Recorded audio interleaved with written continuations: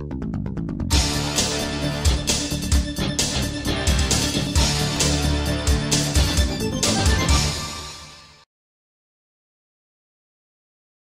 warahmatullahi wabarakatuh. Ya, teman-teman sekalian, sesuai janji malam ini saya akan live bersama Mas Aldi dari owner dan founder dari Seblak Asgar Jogja.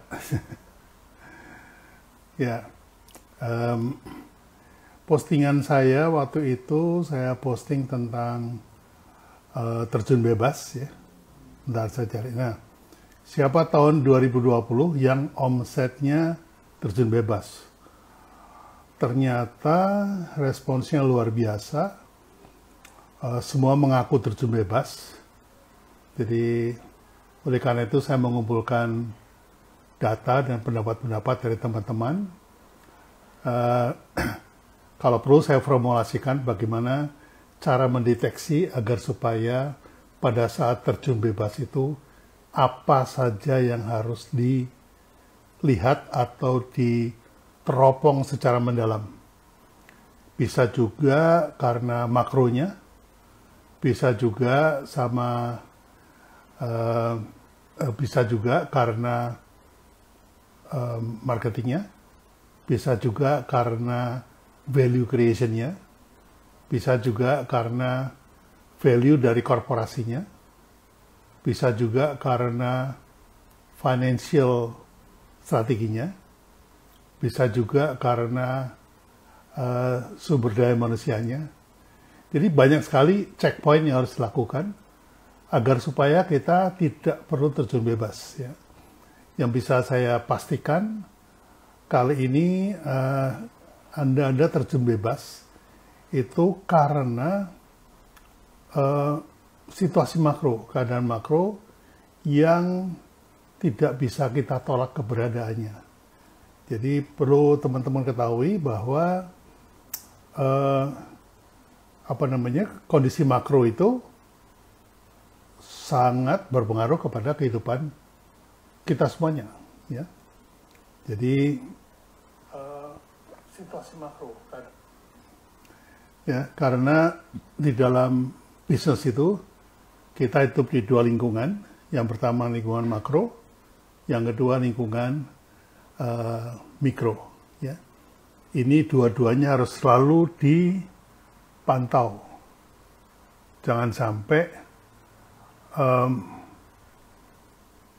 sampai kita terpengaruh, karena dua-duanya ini saling mempengaruhi. Ya. Maaf nih sambil ngopi. Jadi kondisi makro itu sangat mempengaruhi kehidupan kita sehari-hari. Ya. Mengapa? Karena sifatnya kita fit into the world. Kita menyesuaikan diri dengan kondisi makro. Jadi itu sifatnya given, tidak bisa ditolak. Ya. Sebelum internet itu ada 4 yang mempengaruhi kondisi makro itu.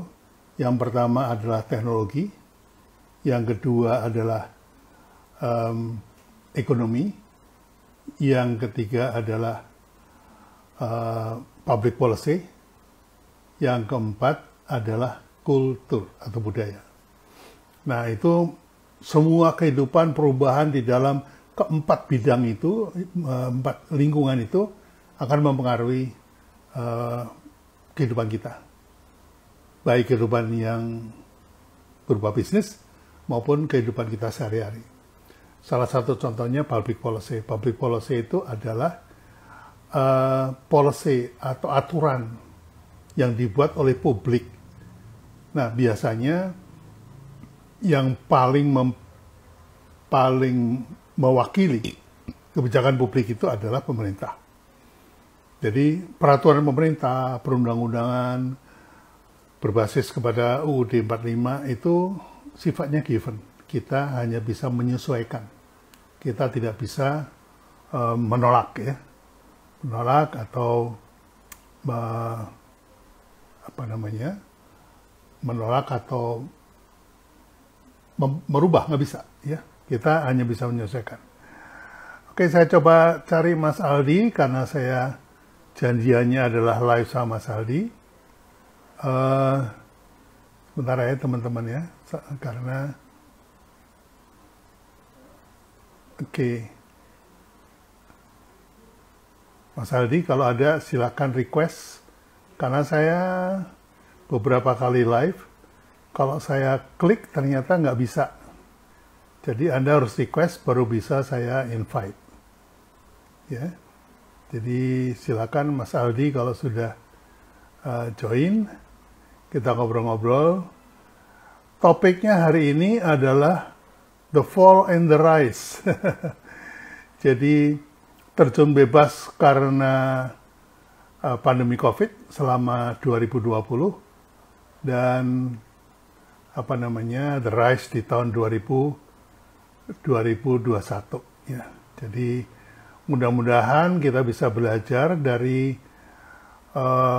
terjun bebas tahun 2020 sehingga kita tidak perlu mengalaminya lagi, mengingat pandemi ini nampaknya belum juga akan selesai meskipun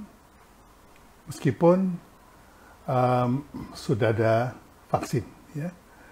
Jadi baik, namanya Mas Aldi belum join, nggak apa-apa, saya ngobrol dulu. Tadi kayaknya sudah ini dia, sudah posting.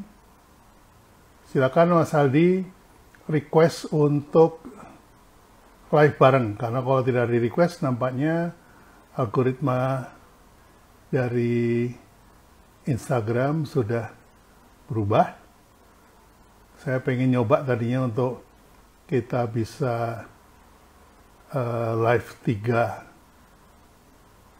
orang, tapi ternyata saya belum berani karena kemarin saya lihat ada teman yang live bertiga ternyata gangguan signalnya cukup signifikan.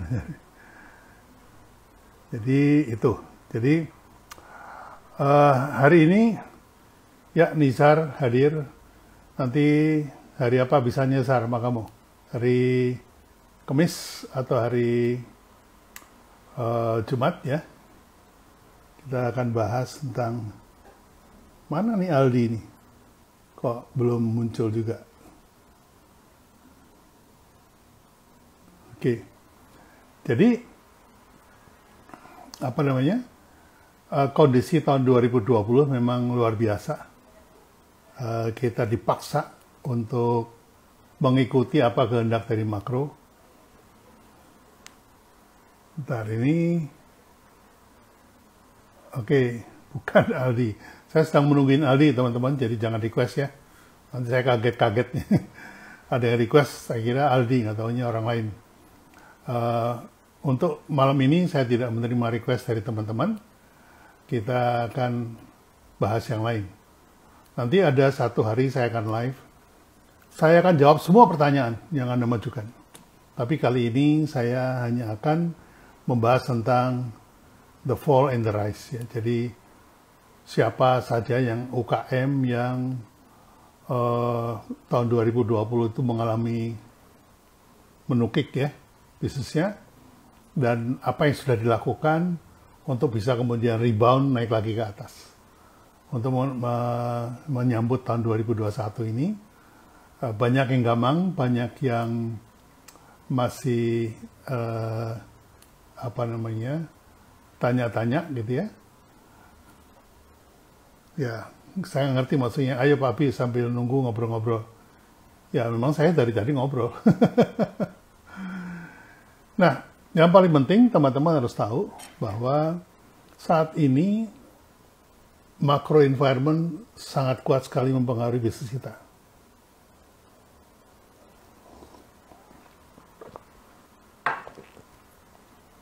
Ya, bisnis kita sangat dipengaruhi oleh macro environment. Mengapa? Saya sempat menulis ya, sempat posting juga. Akibat dari keadaan makro ini, teman-teman banyak yang panik, termasuk saya juga panik, karena saya harus menutup workshop saya yang peminatnya sudah lebih dari 100 orang.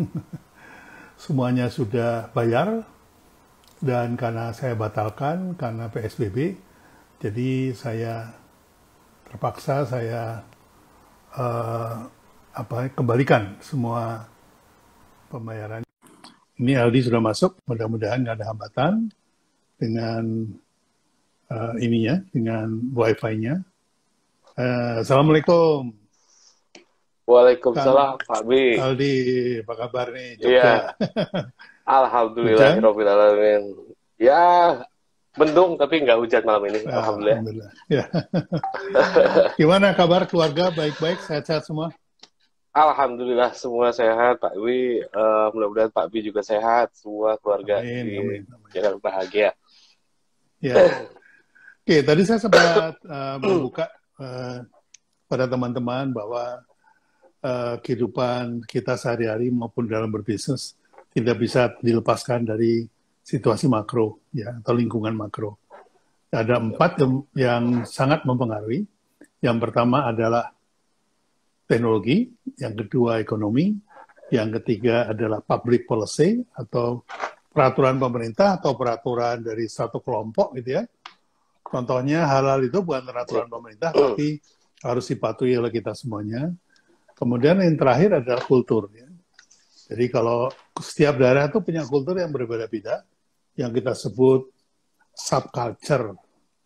Subculture dari kultur budaya nasional. Ya. Misalnya di Jogja itu ada angkringan, gitu ya. Di Jakarta nggak ada angkringan. Ya, seperti itu. Nah, ditambah untuk belakangan ini, dalam 10 tahun terakhir ini, ada 2 tambahan lagi, yaitu ekologi dan internet. Kalau ekologi itu sebetulnya di negeri 4 musim itu sudah sangat berpengaruh dari sejak dulu ya. Karena kehidupan kita ketika musim salju itu tidak sama dengan kehidupan kita ketika musim panas, gitu ya, summer. Nah, ini yang mempengaruhi ekologi itu menjadi macro environment, lingkungan makro yang tidak bisa kita hindari. Ya, kita hanya bisa menyesuaikan saja. Nah, sekarang ini di Indonesia baru merasakan pengaruhnya, karena Indonesia ini kan 2 musim ya, musim kemarau sama musim hujan. Jadi kalau hujan pakai kaos t-shirt juga bisa, panas pakai t-shirt juga bisa, gitu. Jadi memang sepanjang tahun tidak ada yang namanya pergantian musim di Indonesia. Nah yang terakhir adalah internet. Internet itu pengaruh gede sekali sekarang. Ekologi di Indonesia berpengaruh, yaitu sekarang adanya pandemi. Nah ini yang saya berikan prolog tadi pada teman-teman. Nah sebelum dimulai diskusi kita, teman-teman yang sudah ada 100 lebih ini sudah masuk, itu pengen kenal siapa sih Aldi yang jadi tamunya Pak Bi malam ini, ya, dari Jogja pula gitu. Meskipun sudah saya bikinin posternya, mungkin banyak yang belum baca, jadi silakan memperkenalkan diri. Silakan Aldi. Bismillahirrahmanirrahim. Alhamdulillahirrabbilalamin wa binasta'in wa ala dunya waddin. Wassalatu wassalamu ala asrofil anbiya wal mursalin wa ala alihi wa ashabihi ajma'in, amma ba'd. Ya, sebelumnya saya ucapkan terima kasih banyak Pak B. Ini yang kedua kalinya saya diundang sama Pak B untuk ngobrol dan memberikan sedikit cerita-cerita tentang salam belajar saya dengan Pak B. Jadi sebelumnya Pak B, saya mau menunjukkan sesuatu. Ini bisa bikin brand bisa bikin brand ini kan banyak yang tanya. Sebelah Asgar itu kan tagline sekarang kan bisa bikin kangen. Nah itu. Nah ini itunya tuh inspirasinya itu dari sini gitu Pak B. Jadi memang saya tuh banyak sekali terinspirasi dari Pak B, luar biasa memang. Ya dari saya mulai bekerja di Jakarta di advertising. Saya juga pernah ngajar beberapa tempat di Jakarta juga. Ya itu udah kenal sama yang namanya Pak B. Tapi alhamdulillah pas di Jogja baru berkesempatan ketemu dengan Pak B. Ya, Bismillah, nama saya Aldi. Banyak beberapa teman yang manggilnya Kang Aldi, cuman saya ini sebenarnya passion saya tuh mirip-mirip sama Pak Bi, seneng seneng ngelukis, seneng apa ya ngedesain gitu.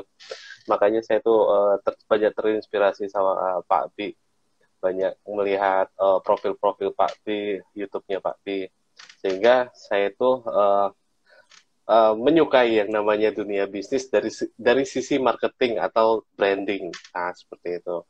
Jadi saya mengembangkan usaha saya ini memang baru dari sisi itu aja tuh, dari branding aja tuh saya kuatkan gitu. Dari operasional saya serahin deh sama ahlinya. Dari sisi keuangan juga saya serahkan ahlinya ya. Saya ngerasa ya saya ahlinya di sini ya saya kuatkan. Nah, yang belum kenal saya ini adalah tukang seblak ya Pak Dia. Tukang seblak ya dari apa namanya dari Jawa Barat yang hijrah di Jogja pada tahun 2010. Saya 2010 dan mulai usaha seblak bersama istri saya itu tahun 2014. Nah, namanya Seblak Asgar. Nah, kemudian saya itu ya ini usaha yang ke sekian lah, enggak yang pertama gitu. Jadi memang banyak sekali usaha yang berhasil yang saya berhasil tutup gitu sebelumnya. Berhasil tutup ya, mungkin ya lumayan lah Pak Aldi. Ya artinya itu pelajaran yang sangat berharga sekali yang saya alami. Jadi nggak semua sesuatu yang baru dimulai itu langsung berhasil. 2010 pernah juga menggunakan modal dari orang tua juga, dari mertua juga, yang akhirnya karena memang nggak punya guru seperti Pak Pi, guru-guru saya yang lainnya juga nggak punya komunitas, nggak punya teman untuk belajar, ya akhirnya tutup dan mulai lagi di tahun 2014 lewat Pak gerobak di kaki lima, saya coba untuk mengedukasi teman-teman di Jogja melalui seblak gitu. Nah, dari seblak ini baru kita mulai bagaimana cara menjadikan customer ini marketingnya Seblak Asgar seperti itu. Mungkin itu kali ya, Pak Bi, perkenalannya. Ya. Baik, Mas Aldi, luar biasa. Saya salut sama giginya ya, bahwa mulai dari kaki lima, gerobakan, beberapa kali tutup, buka lagi, sekali jatuh, bangkit lagi gitu ya. Itu luar biasa. Mungkin kalau saya nggak kuat kalau harus jatuh bangun. Ya saya dikasih keberuntungan, begitu dibuka langsung naik terus. Oh, iya, alhamdulillah banget. Betul. Sampai akhirnya industrinya berubah, ya saya tutup juga. Jadi bukan karena ketidakmampuan manajemen, tapi karena memang industrinya berubah. Nah, ini teman-teman sekalian, saya ketemu Mas Aldi ini tahun 2017 ya, misalnya. Ya, betul Pak B. Nah, beliau ikut workshop saya. Yang ini yang tadi dipakai itu salah satunya saya pakai juga nih. Ya, bisa bikin brand. Jadi kenapa bisa bikin brand? Karena saya mengajarkan caranya untuk bisa. Ya. Nah, bisa ini tergantung kemampuan masing-masing pastinya ya. Ada yang hanya sampai sebatas tahu saja, ada yang sampai bisa mempraktekkan, ada yang sudah siap untuk kemudian tinggal take off gitu ya. Karena memang yang saya ajarkan bukan teori. Yang saya ajarkan adalah mindset. Cara berpikir, pengalaman saya kalau saya membangun brand. Itu sebetulnya. Jadi kalau ada teori lain yang tidak sama, mungkin benar juga gitu, nggak apa-apa. Karena ini yang saya alami. Jadi saya mengajarkan hanya yang saya alami saja. Nah, memang yang menarik itu ketika kita berhubungan dengan manusia lain, yaitu dalam bentuk marketing. Ya. Nah, saya cuma mau pesan pada teman-teman, khususnya pada Aldi, kalau masih mau ikut campur gitu ya, ikut campur dalam bisnisnya, silakanlah melakukan marketing sehebat-hebatnya lah. Karena di situ Anda yang membesarkan bisnis Anda. Kalau menggunakan marketing. Kalau menggunakan branding, itu yang membesarkan bisnis Anda itu nanti pelanggan. Jadi pelanggan karena udah jatuh cinta, apalagi sudah sampai sakau, addicted ya, seminggu nggak makan sebelah asgar jadi pusing, jadi jadi apa namanya kehilangan mood. Nah, mau nggak mau dia pasti datang.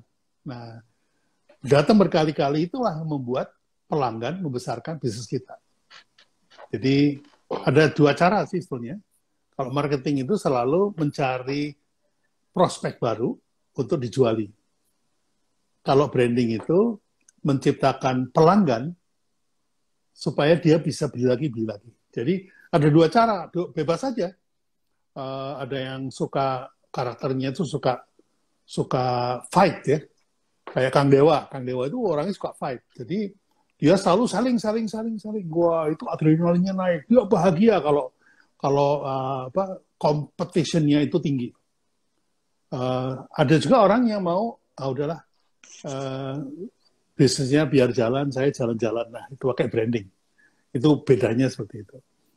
Nah, kembali ke topik, Kang Aldi, ini kan keadaan makro awal tahun kemarin itu kan cukup berat ya buat semua usaha, termasuk saya. Karena kita semua dipaksa untuk tidak bisa berusaha karena trafiknya dibatasi, gitu ya. Betul. Nah, apa yang dilakukan Mas Aldi ini? Karena Mas Aldi ini kan sebetulnya pada saat itu sudah punya berapa cabang ya? 10 atau 9?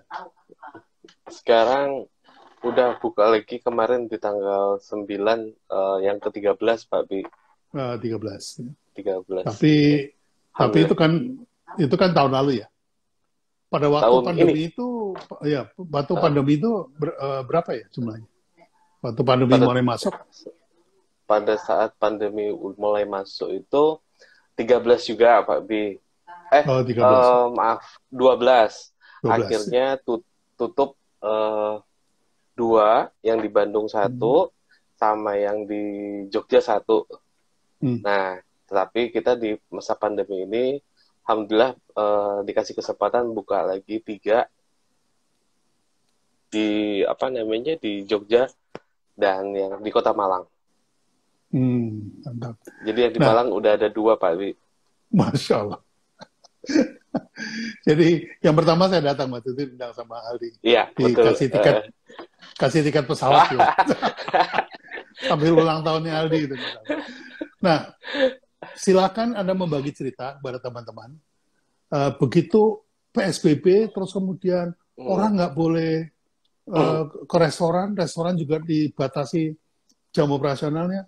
Itu bagaimana situasi kebatinan maupun situasi bisnis dari Aldi dan teman-teman gimana? Silakan diceritakan. Ya, alhamdulillah di bulan Maret itu sebenarnya pas gajian pertama. Halo, Pak Bi? Ya. Kedengeran ya? Oh ya. Okay. Di bulan Maret itu di akhir gajian, di akhir bulan itu, pada saat orang-orang udah mulai ramai pandemi COVID, kemudian pada saat gajian kita masih normal gitu Pak Bi di di omset. Nah, begitu mulai gajian, memang sudah diingatkan sih sama beberapa teman dan karyawan juga pada saat itu. Ini masa COVID, apakah mau ada pengurangan karyawan atau mau ada pengurangan jam kerja atau mau seperti apa? Intinya mah mengingatkan untuk efektif dan efisiensi. Nah, pada saat itu karena pada saat itu saya masih melihat omset itu masih normal, sehingga pada saat itu awalnya saya udah lanjut aja lah. Kasihan juga teman-teman karyawan kalau misalkan harus ada yang dikeluarkan ataupun harus dirumahkan seperti itu. Tetapi pada saat udah mulai awal bulan, nggak nyampe seminggu tuh Pak Bi langsung itu terjun bebas. Terjun bebas karena memang kebijakan-kebijakan dari Pemkot di sini yang mewajibkan tutup lebih cepat, kemudian apa namanya, kampus-kampus juga udah mulai tutup, sehingga langsung terjun bebas. Nah, itulah mulai sebenarnya udah lama juga diingatkan Pak Bi, hati-hati kalau punya konsumen anak mahasiswa katanya gitu kan. Anak mahasiswa ini sekalinya habis udah selesai, dan itu terjadi Pak Bi di masa pandemi kita. Nah, pada saat itu ya Ya, ada gangguan internet di tempatnya Mas Aldi kayaknya. Kita tunggu sebentar. harus menguatkan, saling menguatkan gitu. Harus saling menguatkan, dan ya karena saling menguatkan itu akhirnya saya jadi ikutan semangat juga gitu. Nah, membuat tadinya cuma untuk menyenang-nyenangin teman, akhirnya memberikan semangat ke teman, akhirnya saya juga ikut, malah jadi ikut semangat. Nah, di situ saya mulai belajar yang namanya perubahan dari konsumen. Perubahan konsumen, dari gerak-geriknya konsumen. Ini sebenarnya konsumennya ada, cuman mereka pada di rumahnya masing-masing gitu. Nah, bagaimana ini kita bisa apa namanya, mengumpulkan mereka. Jadi pada saat itu saya masih berpikir produk saya harus terserap gitu. Bagaimana produk saya ini masih harus bisa diterima sama ya yang ada di sini kan, warga setempat gitu kan. Terus kemudian ada ya keluarga, kemudian bapak-bapak, ibu-ibu, nggak ada mahasiswa. Ya, pada saat saya hanya berpikir ke produk saja, sehingga saya dibuat stres gitu, karena nggak ada yang mau menyerap gitu di sini. Akhirnya mulai apa namanya, ada pencerahan. Akhirnya kita coba berpikir dari pola pikir konsumen gitu, dibalik gitu. Jadi saya nggak jadi produsennya, nggak jadi penjualnya, tetapi saya berpikir sebagai konsumennya. Bagaimana kalau misalkan saya yang kangen sama sebelah asker, tetapi adanya di luar dari Jogja, bahkan saya ada di Kalimantan gitu. Nah, akhirnya saya mencoba untuk membuat satu produk yang bisa mereka nikmati dari rumahnya masing-masing. Nah, ini salah satunya. Ini adalah apa namanya, seblak-seblak yang kita buat. Jadi sebenarnya konsumen kita itu masih ada gitu, tetapi mereka ini tersebar di mana-mana. Justru pada saat itu, pada saat kita membuat kemasan sebelah askar ini, mereka para seblakers yang ada di kotanya masing-masing itu bisa menjadi virus gitu di kotanya masing-masing. Nah, menjadi apa namanya, marketer kita dia bisa menyampaikan apa sih sebenarnya seblak itu.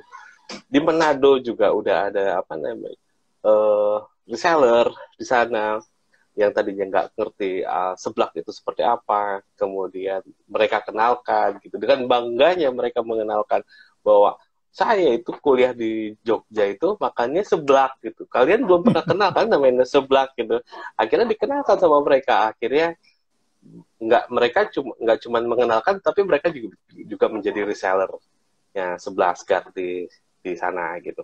Nah, akhirnya virus-virus ini ya karena qadarullah ya, jadi makin banyak gitu. Nggak cuma terpusat di Jogja aja. Mungkin kalau daerah Jawa Barat, Jakarta, orang udah bosan gitu ya dengan kata-kata seblak. Tapi kalau misalkan di Palembang, di Jambi, kemudian di daerah Sumatera, Kalimantan, Sulawesi, itu ya sesuatu yang baru gitu, makanan. Oh, itu makanan yang cukup ini juga gitu, membuat mereka itu antusias gitu untuk mencoba gitu. Nah, akhirnya seperti itu. Nah, pada saat mereka kembali ke Jogja, rasa kagetnya tertahankan lagi itu, kita maintenance gitu. Kita maintenance dengan cara apa? Ya, teman-teman yang udah kembali ya kita berikan potongan gitu, diskon gitu. Kemudian ada buy one get one, sehingga mereka ini ngerasa wah, saya tuh udah kayak kembali ke kampung ya gitu. Jadi mereka tuh kita kalau kita berpikir dari segi konsumennya, kampung mereka itu bukan di sana gitu, tapi di sini gitu. Kalau kita berbicara produk seblaknya gitu, oh ternyata itu ya makanan yang terenak itu nggak cuma punya ibu aja gitu. Ternyata kita juga punya makanan yang bisa ngangenin juga seperti itu. Itu sih Pak Bih ya. Dari Iya. segi marketing kita sekarang bisa lebih punya lebih banyak dan tersebar di mana-mana lagi sih marketing. Gitu Pak Bih. Ya, jadi memang teman-teman ya, saya sempat waktu itu menelpon Kang Aldi pada waktu pas mulai adanya PSBB itu, beliau sudah mulai merasakan ini ke depan bakalan turun nih, karena yang hilang trafficnya. Jadi untuk teman-teman juga yang lain ya, yang mengandalkan traffic offline untuk bisnisnya, itu pasti terdampak. Pasti terdampak. Nah, biasanya langsung panik. Biasanya langsung panik.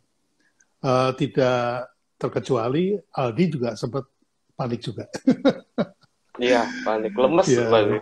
lemas. Dan saya ingatkan bahwa, ingat, yang hilang itu hanya trafficnya saja. Tapi pelanggannya masih ada, produknya baik-baik saja, harganya baik-baik saja, gitu ya. Jadi sehingga tidak perlu harus putus asa. Gitu. Nah, waktu itu saya cuma kasih tahu gini, kalau tadinya konsumen datang ke tempat Anda untuk makan seblak itu datang ke tempat Anda, sekarang gantian, kalau mereka mau makan seblak, kita yang harus datengin mereka. Gitu. Nah, itu kemudian terpikir oleh Aldi untuk bikin retail ya, retail pack dan segala macam. Waktu itu frozen kah atau apakah gitu ya, masih. Nah, saya yakin udah ada solusinya karena teman-teman ini kreatif ya. Biasanya kalau ditempa itu malah jadi semakin bola kuat bekel. ya. Bola bekel. Iya. Nah, semakin dibanting makin tinggi. kencang baliknya. Nah, saya juga ingatkan teman-teman bahwa kalau Anda punya restoran, terus kemudian Anda pasang iklan, Anda mengharapkan konsumen datang, itu ibarat kayak kiper megangin bola. Jadi Anda duduk di tempat, pegangin produknya, berharap orang datang. Gitu. Ya, betul. Nah, sekarang ini nggak bisa begitu. Kalau Anda pegangin produk Anda sendiri sebagai kiper, bolanya dipegangin terus, nggak ada permainan. Kalau bola ini mau bikin gol, harus ada pemain gelandang. Ya, ada Mario Kempes kalau zaman saya nih, ada Maradona, ada Cristiano Ronaldo, ada Van Basten, segala macam. Ini adalah mereka yang membawa seblaknya Aldi ini ke gawang lawan. Gitu. Jadi sekarang ini yang dibutuhkan teman-teman adalah pemain gelandang. Jadi teman-teman yang sudah merasakan sakitnya kepepet, akhirnya menciptakan teman-teman sebagai pemain gelandang.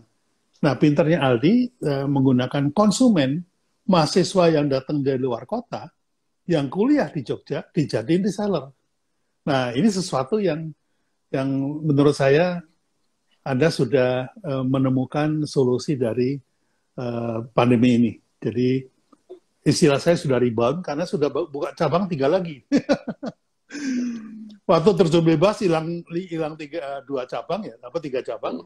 Sekarang udah balik 3 cabang lagi. Jadi ini makanya kemudian saya tanya, rahasianya apa sih kok bisa balik lagi? Supaya teman-teman yang lain bisa mendapatkan inspirasi ya dari yang dilakukan Aldi. Nah, jujur aja, Mas Aldi ini punya teman ngobrol ya, nggak cuma saya gitu. Ada coach Ridwan Abadi ya, yang memberikan nanya-nanya kira-kira apa yang mesti dilakukan. Nah, silakan pada waktu itu apa saja yang disarankan oleh coach. Oh ya, besok saya akan live bersama coach Ridwan Abadi. Bagaimana beliau meng-coaching teman-teman ini supaya naik lagi gitu ya. Nah, mungkin Aldi bisa cerita bagaimana ceritanya ngobrol-ngobrol sama coach ini gimana? Silakan. Oh iya, sudah.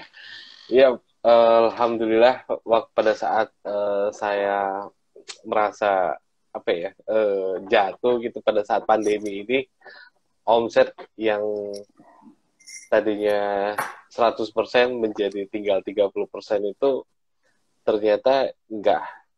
Baru saya sadari bahwa enggak saya aja yang menjalankan itu gitu dan yang merasakan itu. Pada saat itu hampir seluruh teman-teman di komunitas pun, teman-teman di sekeliling saya juga merasakan seperti itu. Pilihannya pada saat itu yang disarankan sama Coach Ridwan itu mau tetap bertahan seperti ini aja atau mau mencari ke yang 70% yang hilang. Seperti itu. Jadi tetap mau bertahan dengan sebelah asgarnya dengan omset yang masih ada 30% itu atau mau benar-benar pivot. Ada yang pertama pivot, kemudian nyari new market atau new brand gitu. New brand. Nah, pada saat ini pada saat itu saya mulai pivot dulu disarankan pivot sehingga saya membuat sebelah kemasan itu. Jadi nggak kemana-mana, produksinya juga sama, tetap satu tempat, kemudian hanya penjualannya aja yang berbeda, kemudian kembali lagi ke outlet, akhirnya mencoba untuk new market gitu, mencoba new market. Sekarang kalau Pak Bi ke tempat sebelah asgar kami yang baru itu, new market kami itu nggak cuman mahasiswa aja, jadi ada bapak-bapak, karena kan ada konsumen yang sudah datang, ada memang target market kami yang sudah datang, yaitu biasanya ibu-ibu muda dan mahasiswi. Nah, sekarang tinggal ibu-ibu muda aja. Tetapi ada juga target market, bukan target market, tapi yang dia datang gitu. Nah, itu apa? Suaminya. Nah, suaminya itu kita maintenance juga dengan adanya nasi goreng, kemudian ada kopi gitu, Pak Bi. Ya, itu hanya untuk memaintenance teman-teman yang sebenarnya bukan target market kami, tapi dia sudah datang gitu ke outlet kami. Nah, kemudian ada lagi anaknya. Nah, kemudian kita juga buatkan menu gitu. Cara memaintenance-nya dengan memberikan menu baru, yaitu ada susu buah gitu. Kita namanya susu bule sebenarnya. Susu buah Lembang gitu. susu buah Lembang. Terus di situ kita maintenance untuk anak-anaknya. Jadi ya memang kita mencoba untuk new konsumen gitu. Nah, kalau untuk new brand gitu, jadi keasikan nih akhirnya mencari 70% yang hilang itu macam-macam kan caranya. Dari Pak Bi bilang cari, jangan terlalu terpaku sama nama besar brandnya kita gitu. Kalau misalkan perlu dilepas ya nanti kalau memang ini perlu dilepas ya saya lepas gitu. Daripada ini terus nyangkut dan tidak bisa menghasilkan omset-omset yang hilang itu. Nah, saya juga mencoba untuk mencari beberapa brand itu. Saya juga mencoba untuk membuat gitu. Dan sekaligus untuk melatih lah gitu. Saya tuh masih bisa nggak sih bikin brand baru gitu kan? Nah, kalau Pak Bi kan udah terlatih setiap hari itu bikin brand baru. Kalau saya kan masih harus mencoba lagi, harus belajar lagi. Ternyata mempertahankan brand juga membuat brand itu juga lebih sulit juga ternyata dibanding mempertahankan brand yang ada itu. Dan nggak semudah itu. Gitu. Nah, kenapa saya menambah outlet pada saat pandemi? Ya memang teman-teman juga ada yang menyarankan bagaimana kalau misalkan udah saving aja Mas Aldi, saving artinya kita bertahan gitu. Tetapi memang saran dari coach kami, Coach Ridwan Abadi ini, sahabat kami ini juga kalau kita terlalu bertahan gitu, serangannya semakin banyak gitu Pak Bi. Gitu. Jadi kalau kita kan kalau kata pelatih internasional itu penyerangan pertahanan yang terbaik adalah menyerang, gitu kan. Nah, jadi jangan sampai kita itu diserang terlalu banyak, sehingga kita coba menyerang itu. Biarin, biasanya kita mendapatkan cash ini bisa sampai 40%, 30% sampai 40%. Mungkin pada saat pandemi, kita mendapatkan cash hanya 10% gitu. Artinya marginnya tipis sekali gitu. Tetapi kalau misalkan ini coba dibuat beberapa ini, ya 10% kali gitu. Sekaligus jangan mencoba yang teman-teman yang mempunyai prinsip saya tidak mau bekerja sama atau bersinergi dengan orang, yang artinya kalau saya bersinergi sama orang atau saya bersinergi sama tempat, artinya di situ nanti cash-nya semakin tipis gitu. Kalau menurut saya pada saat pandemi ini, yuk sinergi. Pada saat ini semua harus bergerak gitu. Gak bisa kita bergerak hanya sendiri. Karena kalau kita hanya bergerak sendiri, ya nanti kita hanya memikirkan cash saja, ya kembali lagi, kita akan sulit untuk menembus itu. Padahal 100 juta, misalkan 100 juta ini bisa untuk satu outlet yang cash-nya maksimal, tetapi kalau misalkan kita sinergi, 100 juta ini bisa menjadi 4 outlet, seperti itu Pak B. Kalau kita bersinergi gitu. Nah, pada saat ini cobalah bersinergi gitu sama teman-teman yang lain, karena masih banyak juga orang yang masih memiliki cash money, fresh money itu yang juga ini gimana ya mempertahankan pada saat ini gitu. Kalau saya terus pegang, ini juga lama-lama menguap gitu. Sehingga teman-teman UMKM lah yang dicari gitu sama teman-teman orang-orang yang mempunyai fresh money seperti itu. Nah, itu yang saya lihat peluang-peluangnya. Jadi pada saat itu ya saya melihatnya juga banyak peluang. Apa sih peluangnya pada saat pandemi seperti ini? Kita nggak bisa banyak keluar lah. Jadi kalau saya itu orang-orang, kalau Pak B itu memang karena jaga kesehatan, kalau saya itu sebenarnya banyak keluar untuk bersilaturahim. Bersilaturahim, akhirnya ketemu sinergi dengan ini, sinergi dengan itu. Sehingga ya banyak sekali teman-teman yang bisa bekerja sama dan saling bersinergi, dan pada saat pandemi ini semua bisa jalan gitu. Ya kalau kata Pak Abi, ada backnya, ada penyerangnya, ada sayapnya. Jadi semuanya itu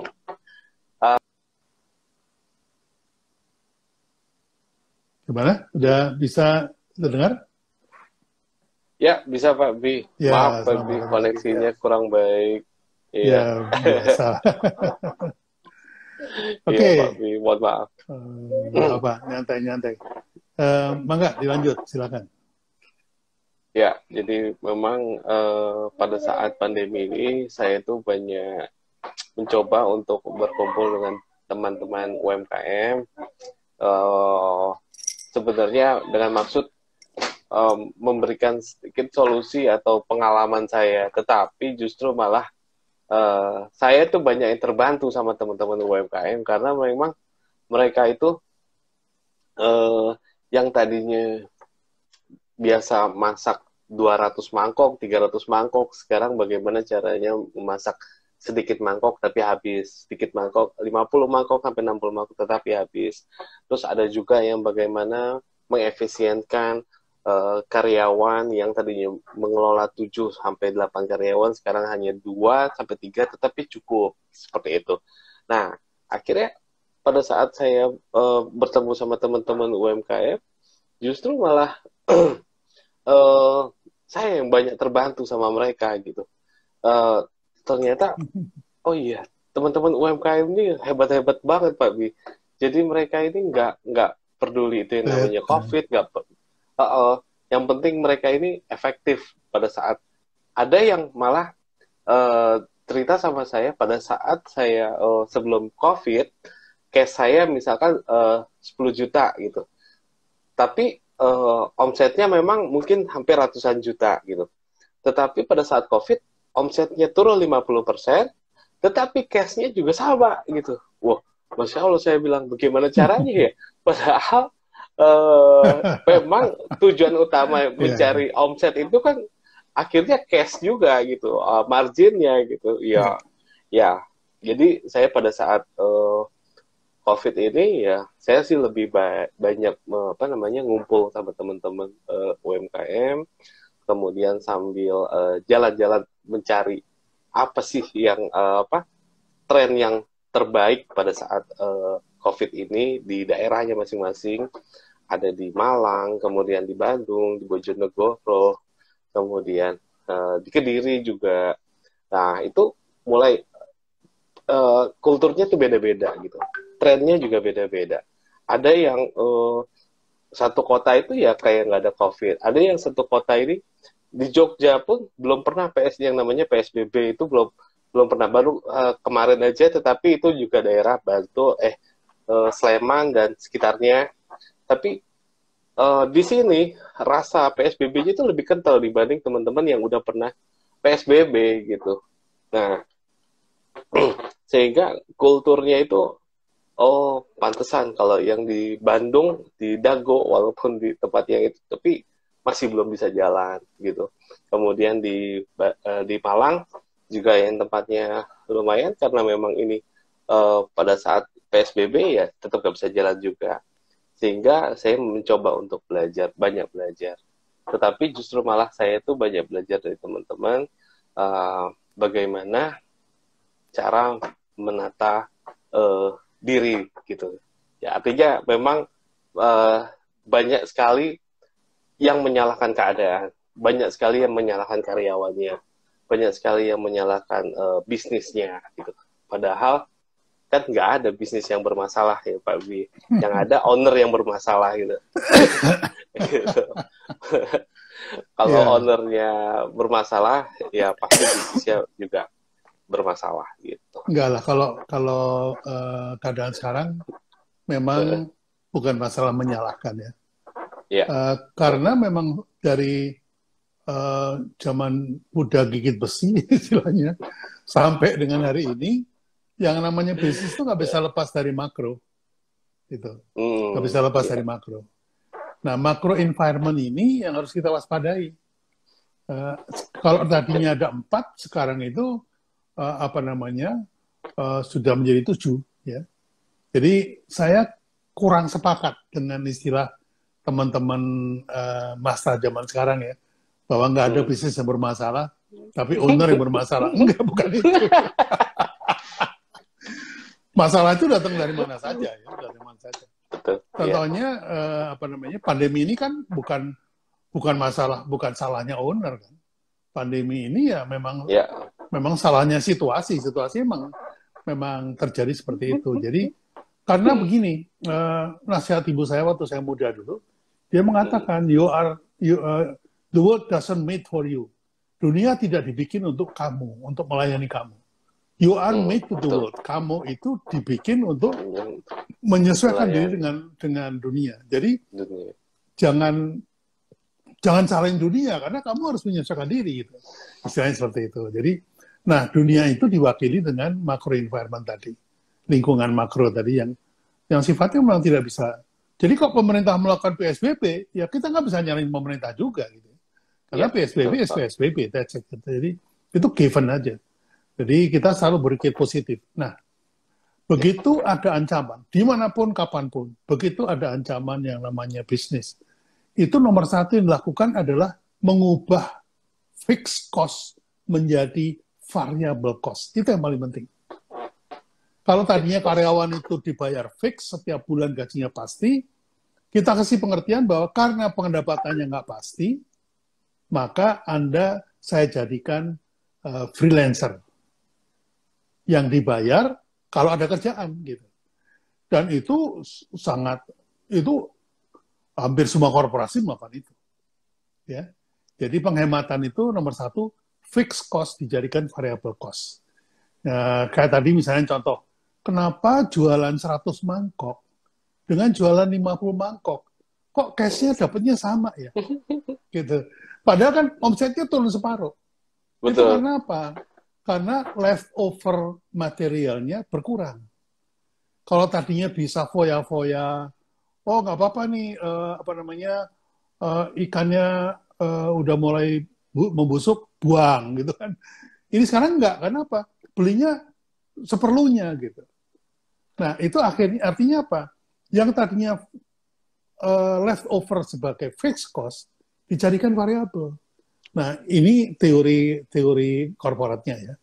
Tapi yang dilakukan oleh Aldi udah benar bahwa kalau tadinya itu apa namanya harus selesai atau harus habis di restoran, sekarang sisanya dibungkus dijadiin kemasan kan. Jadi akhirnya apa? Yang restoran jalan, yang kemasan jalan kan gitu. Nah, ini adalah hal-hal yang apa namanya yang kita pelajari sama-sama ya. Jadi besok kita akan ngobrol sama Mas Ridwan.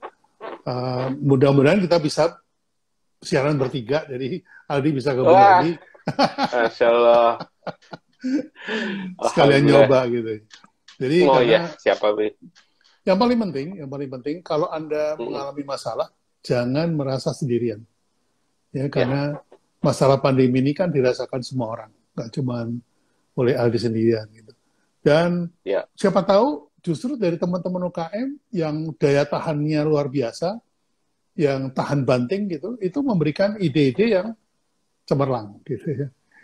Nah, ini apa namanya? Kita masuk ke bagian menjawab pertanyaan nih sekarang. Jadi ada beberapa pertanyaan dari Mbak Eti. Nah, Mbak Eti ini yang apa namanya? Yang punya mula nih. Tadi WA-an, boleh nggak saya datang ke rumah Papi? Jangan dulu saya bilang gitu. Kalau taruh makanan di depan rumahnya boleh ya Pak? Boleh. Saya ini takut banget sama karena lawannya nggak kelihatan. Kalau kelihatan sih, saya masih bisa. Mbak Eti nanya, biasanya konsumennya datang untuk seblak. Saat ini konsumen didatangin seblak. Nah, ini tadi sudah diceritakan oleh Mas Aldi. Silakan dijawab Mbak Etinya. Apa sih yang dilakukan untuk mendatangi konsumen Anda? Silakan. Siap.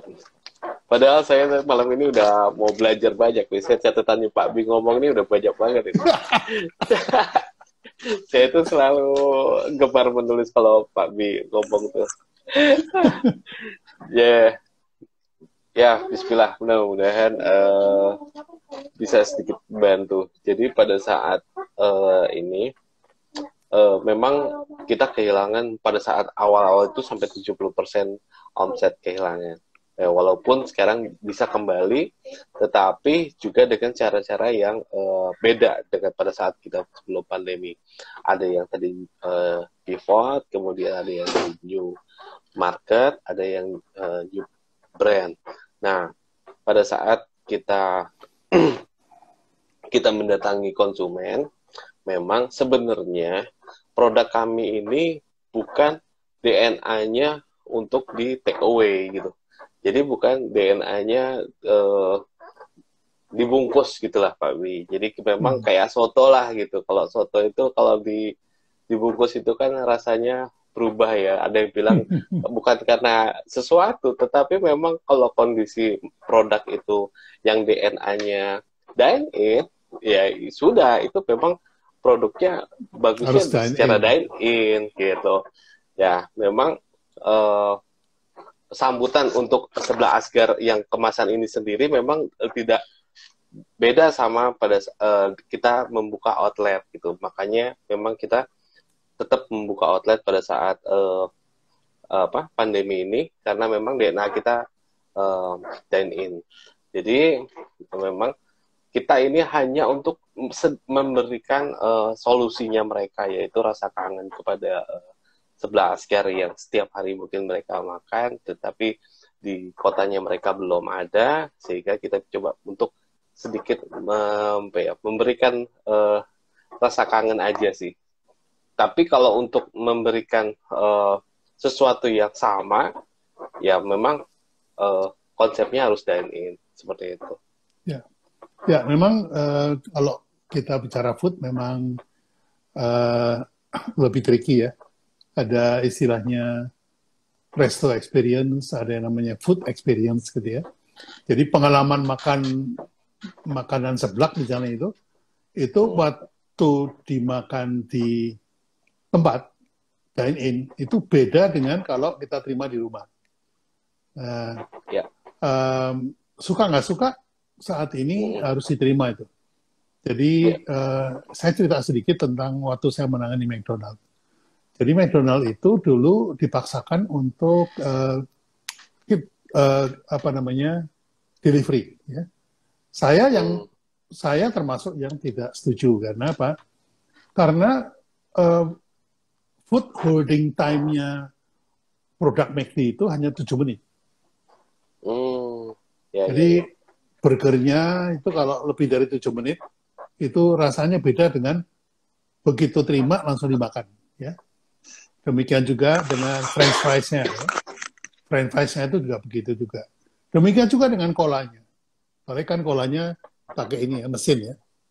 Jadi sodanya sudah berkurang dan segala macam. Nah demikian apalagi juga. Apalagi konnya ya Pak Wi. Cuma 2 menit Pak Wi. Jadi kalau delivery itu food experience-nya akan berkurang. Pasti berkurang. Nah, ini yang apa namanya? Waktu itu konsumen belum siap. Sekarang konsumen sudah siap.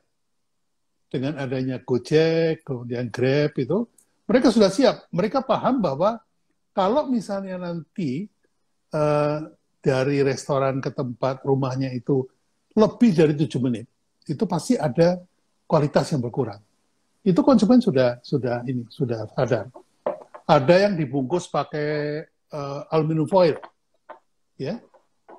Kalau saya pesan steak andakar gitu kan, itu dibungkus pakai aluminium foil, berharap supaya pengalaman food-nya itu masih tetap bagus, gitu ya, ketika sampai di rumah. Nah, hal-hal seperti ini sangat tergantung dengan momentum. Kalau konsumennya belum siap ya, maka itu yang terjadi. Ya. Nah, yang sering dilupakan juga oleh teman-teman itu bahwa yang namanya pasar itu memang 15-25. Itu pasar paling agresif memakan memakan apapun yang ditawarkan. 15-25. Yaitu kalau Mas Aldi bilang itu pasarnya mahasiswa ya, pasar mahasiswa kalau di Jogja.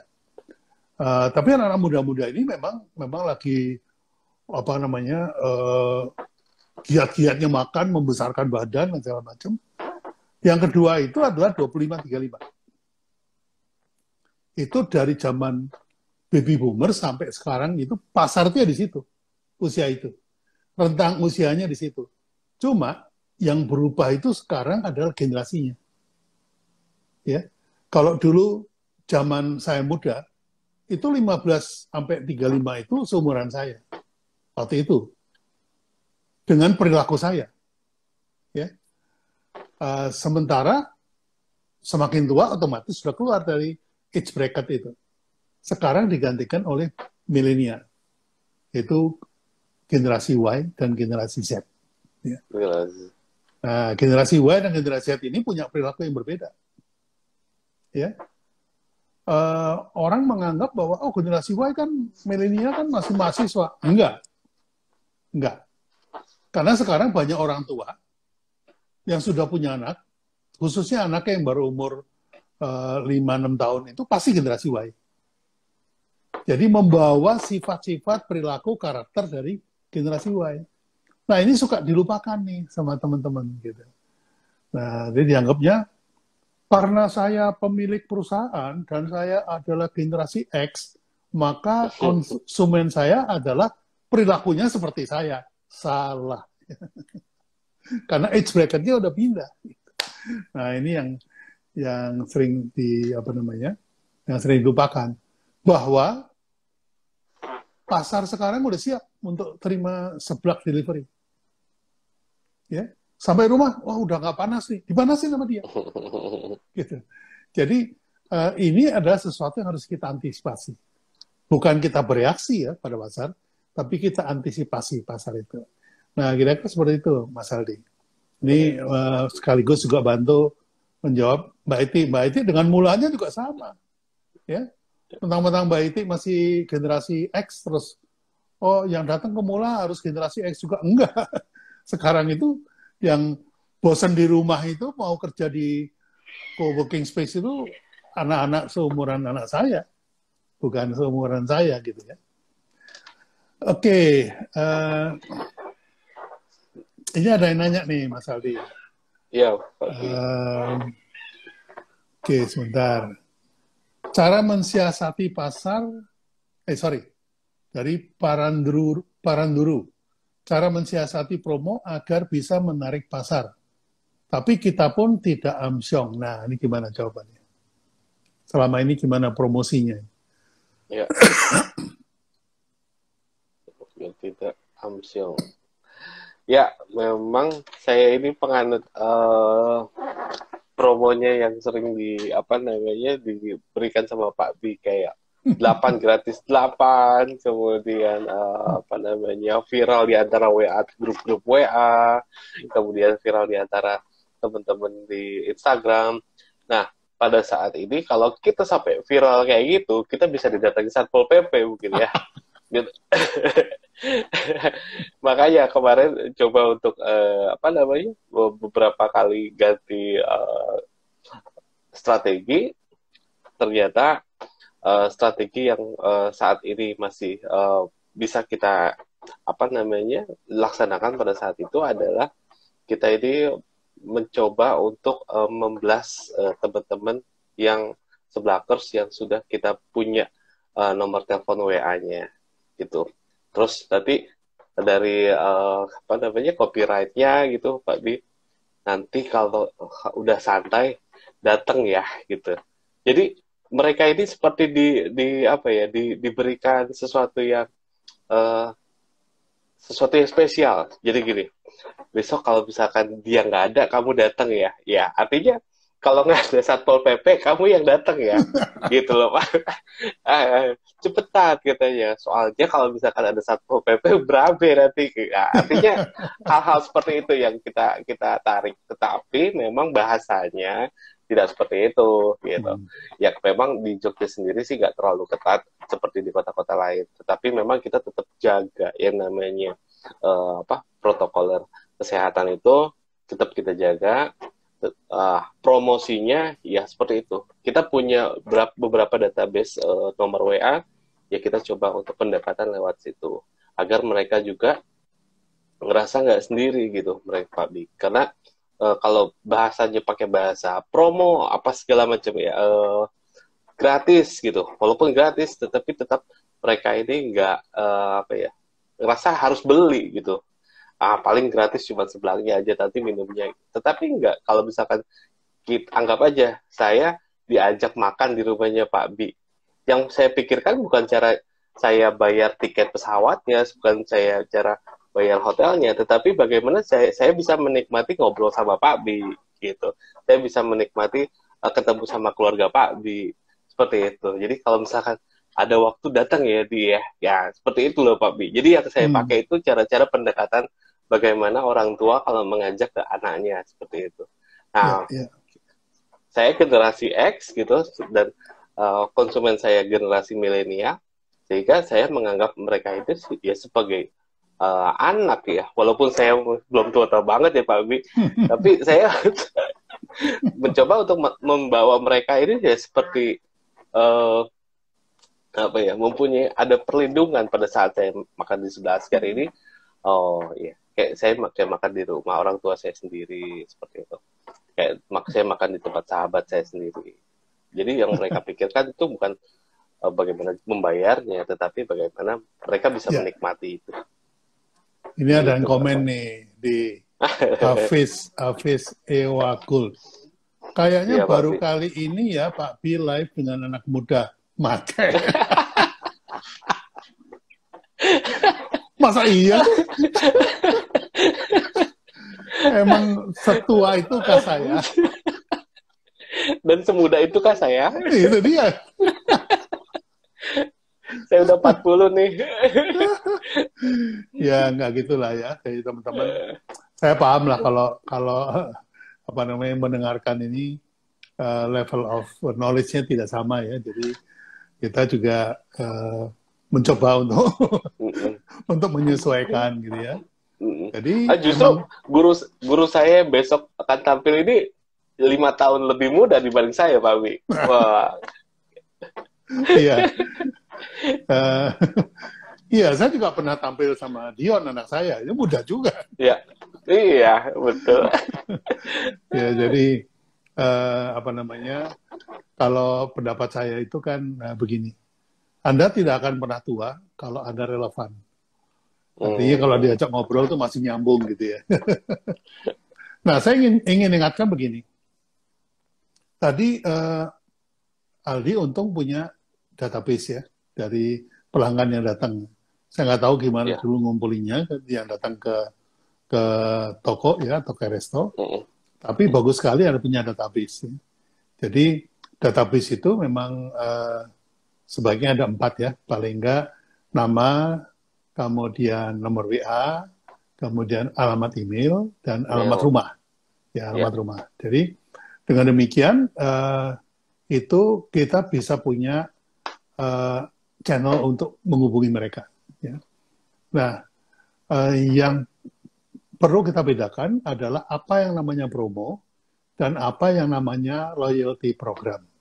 Ya, kalau promo itu adalah untuk mendapatkan pembeli baru. Itu pakai promo. Diskon 30%, diskon 50%. Gitu. Nah, diskon yang sama, kalau ditujukan kepada pelanggan yang sudah loyal, itu namanya loyalty program. Meskipun barangnya sama.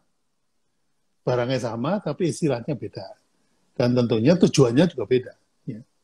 Nah, itu apa namanya, sesuatu yang harus kita bedakan supaya kita tahu nih, oh kalau promo itu berarti untuk pembeli baru, gitu, yang belum pernah beli, belum pernah nyoba. Datang ber-8 gratis, kalau ber-7 bayar. Itu kan untuk menarik orang baru. Tapi untuk yang sudah jadi pelanggan, itu database sangat penting. Kalau orang baru itu leads sangat penting. Jadi ada 2 macam bentuknya sama, tapi fungsinya beda. Gitu. Nah, apa namanya? Sekarang gini, zaman dulu nih, kalau mau pembeli ketemu produk Anda, itu harus lewat pintu toko. Zaman dulu nih. Kemudian lahirlah e-commerce. E-commerce itu pembeli membeli produk Anda tidak perlu lewat pintu toko. Ya, karena ada internet. Ya. Nah, seperti toko online gitu ya, atau marketplace. Sekarang udah berubah lagi nih. Karena apa? Marketplace itu punya kelemahan.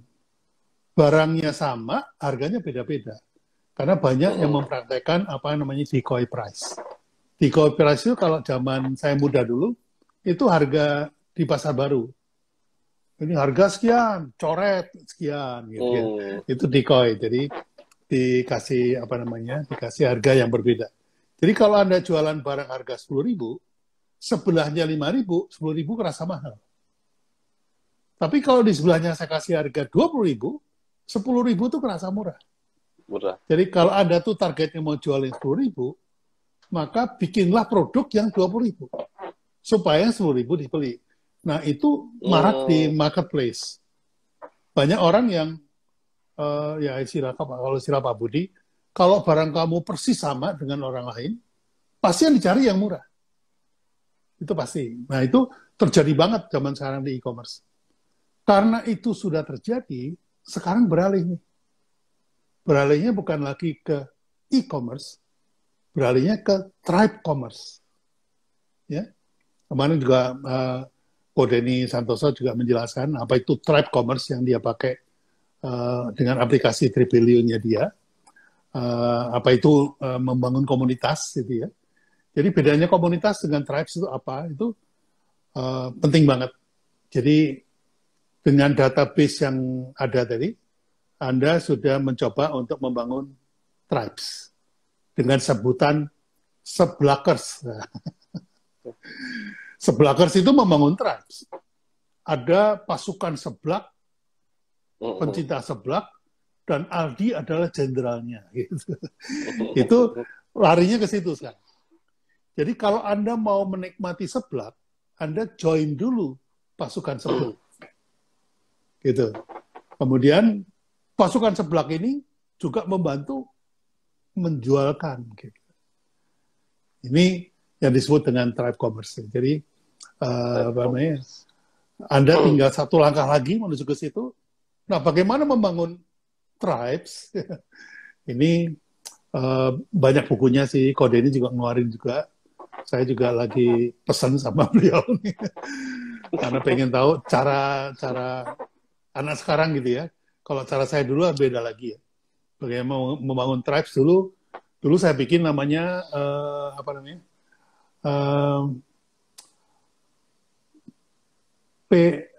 PMR. Ya, PMR. Pedagang mie rebus. Wah, keren. Itu kita jadikan pasukan Indomie dulu. Tapi dulu kan belum ada internet ya, jadi beda lah. Saya mesti belajar lagi. Nah, kira-kira seperti itu. Oke, ini kita kembali ke pertanyaan. Madu Murni Abah, bagaimana teknik cara mengelola database yang ada biar bisa efektif, Pak Bi? Lo kok nanyanya ke saya? Ini nanyanya ke Kang Aldi. Sana topiknya lagi seblaker. Ya. Nah, bentar. Oke. Fafana Rivianto. Bagus nih, pendekatan secara personal yang mensahabati pelanggan. Nah, ini komentar bukan pertanyaan. Mungkin silakan dijelaskan rencananya bagaimana itu dengan tadi itu strategi tadi. Strategi untuk mengelola database ya. Ini aja. Pertanyaannya bagus. Okay. Noval Yasin, tanya dong, apa saat transisi dari offline ke online, apakah produknya tetap sama atau dikembangkan dulu biar awet saat di perjalanan? Nah, ini pertanyaan buat Kang Aldi. Oh, siap. Di tempat kami, online itu ada dua macam.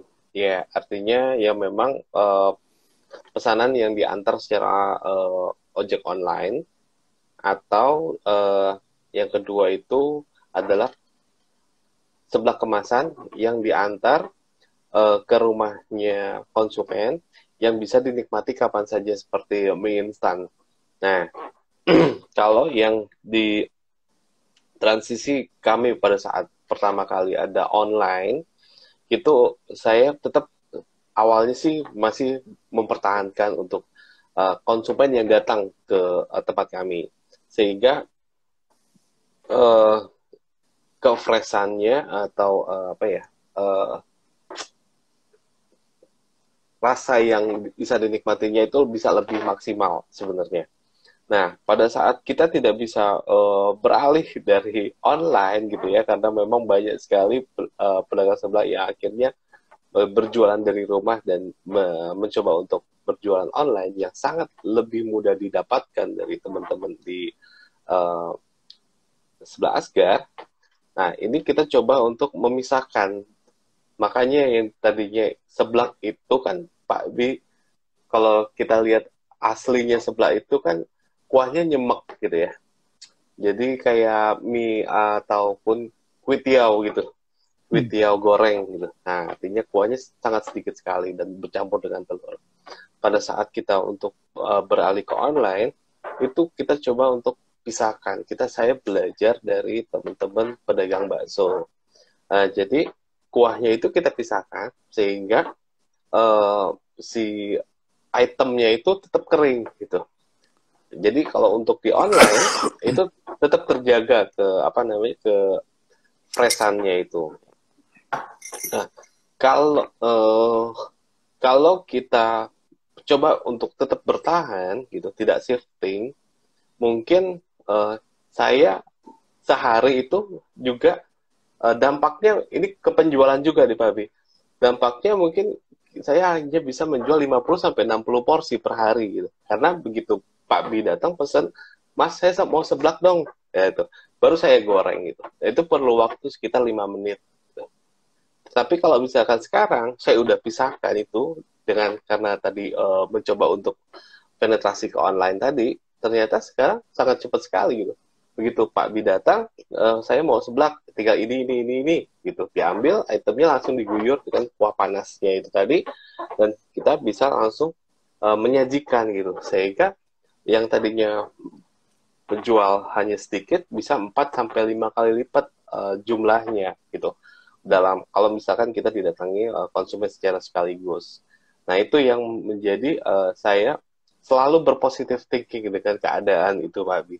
Jadi tadinya saya nggak mau berubah, ternyata dengan adanya teknologi-teknologi yang ada pada saat ini, ternyata nggak cuma meningkatkan dari perubahan itu sendiri, tetapi dari segi omset juga naik, kemudian juga dari segi teknik kita menyajikan juga lebih baik gitu. Bahkan saya mendengar ada uh, satu apa namanya satu brand gitu yang di apa itu namanya di suspend sama apa namanya ojek online itu gitu, GoFood ya waktu itu. Kenapa? Karena memang dia tidak mau penetrasi dan pelayanannya jadi lama gitu, sehingga si tukang ojeknya ini dikasih bintang 2, bintang 1 gitu sama konsumennya. Kemudian si tukang ojeknya ini memberikan bintang yang sedikit juga kepada si outlet gitu. Nah, padahal kalau kita lihat dengan adanya apa namanya masukan seperti itu akan memberikan pelajaran vitamin sebenarnya buat kalau untuk saya itu adalah vitamin.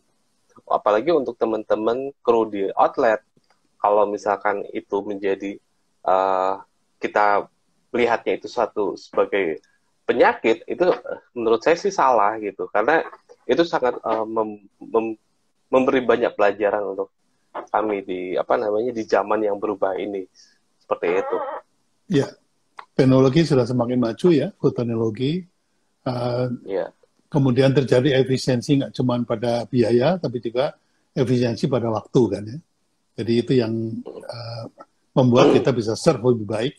Apalagi sekarang driver Gojek aja bisa memberikan rekomendasi buruk terhadap iya, betul. restoran kita. Kalau kelamaan nunggu, wah udah parah. Iya. Oke, ini ada pertanyaan lagi. Bukan pertanyaan sih. Saya dimarahin nih sama Maharaniki. Pak, yang di question box dibacain dong. Terserah gue dong. Terserah gue dong. Emangnya lu siapa? Orang saya nanya, Aldi, kenapa disuruh baca pertanyaan? Suka-suka gue.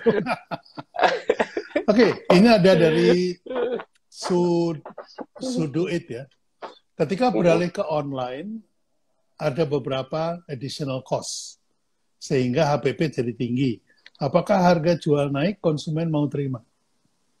Ini yang maksudnya tadi kemasan tadi ya Pak. Kemasan dan segala macamnya. Ya betul. Memang di sini kita juga dituntut beberapa pengambilan keputusan karena pada saat omset turun, justru kita malah harus membuat satu kemasan yang sebenarnya kalau kata Pak B itu silent marketer gitu ya. Kalau apa namanya kemasan itu ya itu yang akan berbicara kepada konsumen gitu. Nah, saya udah berkali-kali mencoba untuk menjelaskan kepada tim gitu, walaupun tim Pak, tapi kan ini omset lagi turun gitu, masa bikin kemasan sampai 10.000 piece gitu ya. Karena memang kalau nggak 10.000 piece harganya tuh ini Pak Bi mahal gitu. Jadi harus bikin 10.000 piece. Saya bilang, ayo dicoba dulu gitu. Karena memang pada saat ini semua beralih ke online gitu. Nggak ada orang yang nggak mencoba ke online gitu. Nah, pada saat itu juga istri saya juga membuat satu konsep brownies gitu. Dan itu yang saya kedepankan itu adalah kemasan dulu gitu. Karena kalau misalkan kemasannya oke, kan karena gini, online itu apa sih yang dijual gitu kan? Ya hanya gambar sebenarnya gitu. Hanya gambar. Gambar pun banyak yang menipu gitu. Nah, kita coba untuk membuat satu gambar yang cantik, ya pertama dengan kemasan, foto dan apa namanya copyright dan macam-macam gitu. Nah, sehingga memang modal yang paling banyak pada saat online itu adalah membuat kemasan. Menurut saya ya keberanian teman-teman harus dimunculkan pada saat kita harus membuat satu kemasan. Karena begitu kita udah memesan satu kemasan yang mahal itu, insya Allah itu juga keseriusan kita juga akan lebih gitu, Pak. Ya. Jadi pada waktu tahun 69, saya pertama kali masuk ke dunia profesional, itu saya bekerja di pabrik kemasan, ya. Jadi pabrik packaging. Itu yang dikatakan begitu. Packaging is a silent salesman. Salesman yang menjual secara diam-diam. Nah, ada satu hal yang sering dilupakan teman-teman.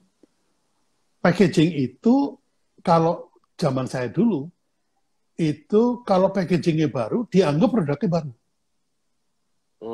Gitu. Jadi Rinso misalnya, ganti warna atau ganti komposisi gitu, itu bisa diiklankan sebagai baru. Gitu. Kemasan baru dari Rinso, tapi dianggapnya produk baru. Sehingga ketika Aldi membuat packaging untuk seblak, itu di dalam persepsi konsumen bahwa saya mengatakan ada yang baru dari seblak Asgar. Nah, jangan lupa kata baru itu menghit atau menyasar adoption kategori yang kecil, tapi mereka orang-orang yang memang mencari sesuatu yang baru. 2,5% sih, tapi kalau pada saat itu kita hajar, lawan tidak melakukan itu, kita menang. Nah, ini kekuatan packaging ya. Itu seringkali ya pokoknya gini-gini suka-suka gue. Nggak begitu. Oke. Waktunya tinggal beberapa menit lagi, tapi ini masih ada pertanyaan. Favana Rivianto lagi. Setelah beberapa bulan pandemi, penjualan masih lebih banyak ke offline atau online? Pada saat ini, ya, kita sih maunya online ya, Pak Wi, karena saya udah merasakan sendiri, di awal itu penjualan online itu enaknya gitu ya, dan saya juga sering ngelihat teman-teman gitu yang jual-jual online jilbab, terus kemudian alat-alat kesehatan itu orangnya sedikit tapi barangnya dijual banyak sekali gitu. Tetapi memang kita kembali ke DNA-nya masing-masing produk kita. DNA-nya itu adalah dine in, ya sudah, kita nggak bisa memaksakan orang untuk ayo makanya di rumah aja nggak bisa gitu. Sehingga kita harus tetap kalau dine in itu kan ya pelayanannya, kemudian juga kualitas makanan, kemudian kebersihannya, itu yang kita coba tingkatkan pada saat konsumen kita lagi sepi. Yuk kita senjata yang paling ampuh itu adalah meningkatkan pelayanan itu tadi. Meningkatkan pelayanan, meningkatkan kualitas, dan yuk biasanya kita menangani sekali datang bisa sampai 50-60 konsumen. Sekarang cuma 5-6 konsumen, masa pelayanannya cuma gitu-gitu aja sih gitu loh Pak. Jadi coba ditambah biar menjadi kebiasaan. Nanti begitu konsumennya juga udah mulai kembali normal lagi, ya insya Allah kultur itu tetap terjaga. Oke. Baik. Masih banyak sih yang pengen saya sampaikan buat Aldi. Nanti aja kita ngomong berdua ya. Jadi, iya Pak Bi. Jadi maaf teman-teman. Jadi ada beberapa yang agak strategis. Nanti saya sampaikan langsung ke Aldi aja. Iya, Siap Pak Bi. Makasih banyak. Tapi saya mengucapkan terima kasih banyak kepada teman-teman yang sudah tune in, sudah mendengarkan obrolan saya dengan Aldi. Nah, sebelum saya pamit, saya tutup. Silakan Aldi untuk penutup. Mungkin ada pesan-pesan buat teman-teman UKM lain. Apa dari pengalaman Aldi ini, kalau dirangkum, apa sih yang bisa dipelajari oleh teman-teman? Silakan. Ya, yang banyak saya pelajari pada saat pandemi ini, jangan terlalu fokus sama produknya, fokus sama konsumennya. Nah, kemudian fokus dengan konsumennya itu artinya bukan kita harus langsung menawarkan produk kita, tetapi apa sih yang menjadi masalah di konsumen ini sebenarnya. Nah, konsumen kita itu rata-rata sekarang adalah pedagang, ya sama seperti kita juga. Karena memang pada saat pandemi ini teman-teman yang berjualan yang mencoba untuk bisnis baru itu sangat meningkat tinggi gitu. Dan itu kita coba untuk memberikan sedikit solusi. Sehingga pada saat ini saya coba untuk memberikan banyak motivasi seperti sama kayak Pak B gini, memberikan banyak amal, kalau menurut saya banyak ilmu, banyak amal, dan yang paling utama ya banyakkan iman gitu. Jadi iman, ilmu, amal ini yang menurut saya pada saat pandemi ini adalah imun yang paling kuat gitu. Amalnya karena kita banyak berdiam sekarang gitu, mungkin amalnya insya Allah imannya mungkin bisa kita tambah. Kemudian terus belajar dari Pak B, dari teman-teman yang lain semua.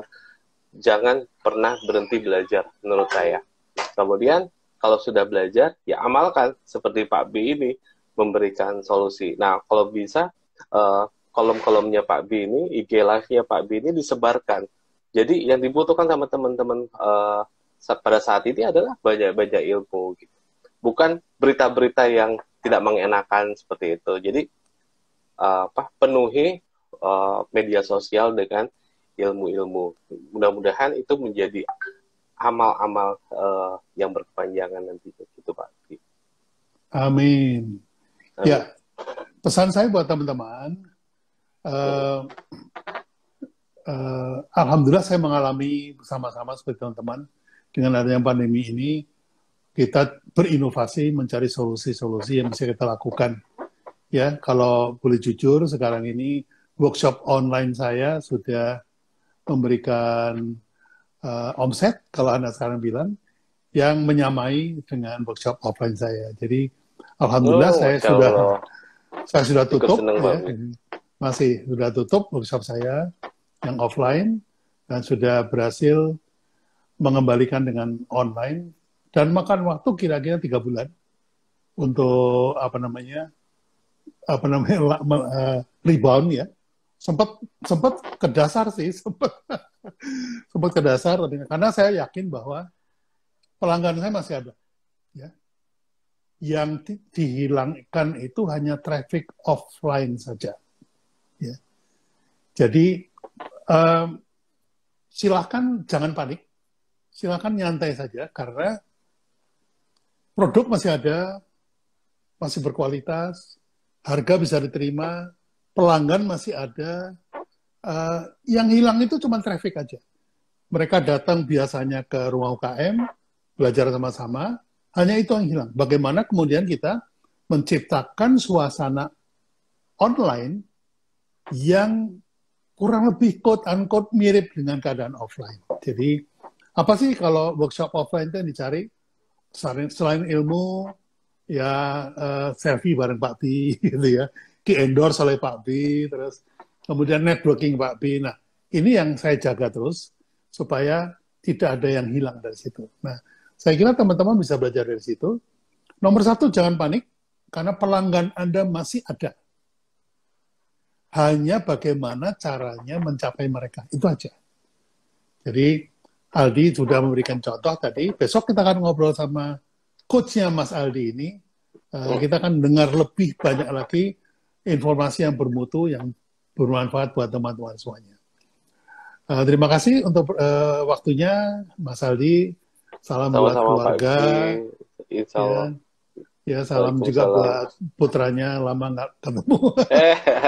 Vino. Tadi dia udah tuel tangannya udah masuk di sini. Udah masuk ya. Ya, dadah buat Alvino. Iya, dan teman-teman semuanya juga terima kasih banyak atas waktu yang sudah diluangkan untuk kami berdua. Saya cukupkan sampai di sini. Wabillahi taufik wal hidayah. Wassalamualaikum warahmatullahi wabarakatuh. Waalaikumsalam warahmatullahi wabarakatuh.